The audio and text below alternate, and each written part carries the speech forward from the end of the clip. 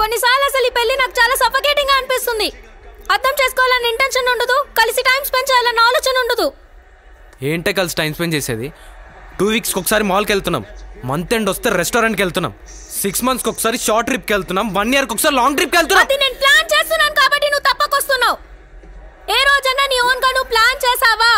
ప్రతి కాన్వర్సేషన్ ని క్రిటిసైజ్ చేయడానికి ట్రై చెయ్యకు. ఎందుకంటే నువ్వు రెస్పాన్సిబిలిటీ తీసుకోవు, నువ్వు ఎస్కేప్ అవుతావు. 3 ఇయర్స్ బ్యాక్ కూడా నువ్వు అదే చేసావు. నేను చేసింది తప్పే, దానికి నేను 100 సార్లు సారీ చెప్పాను. మళ్ళీ ఎందుకు అది తీస్తావు? ఇంకెన్నిసార్లు సారీ చెప్పాలి? నేను ఎంత సఫర్ అవ్వాలి? ఓహో, సారీ చెప్పేస్తే చేసినవన్నీ సెట్ అయిపోతా అనుకుంటున్నావా?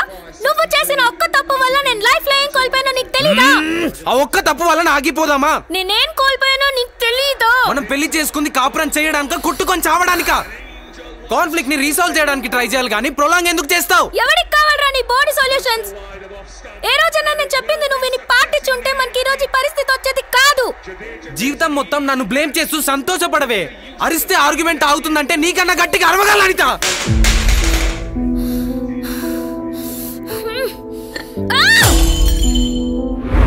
అనిత, కంట్రోల్. ఒక్క మాట ఎక్స్ట్రా మాట్లాడినా మళ్ళీ నీ వల్ల కాదు.